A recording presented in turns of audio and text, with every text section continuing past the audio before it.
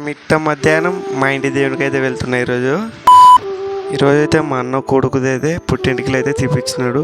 ఆ పుట్టెంటికలు వచ్చేసి మా ఇంటి దేవునికి అయితే కట్టాలని చెప్తున్నారు. అందుకే నేను మా బామ్మడి దగ్గర అయితే బయలుదేరినాం. మధ్యాహ్నం అయితే ఫుల్ ఎండ చంపుతుంది.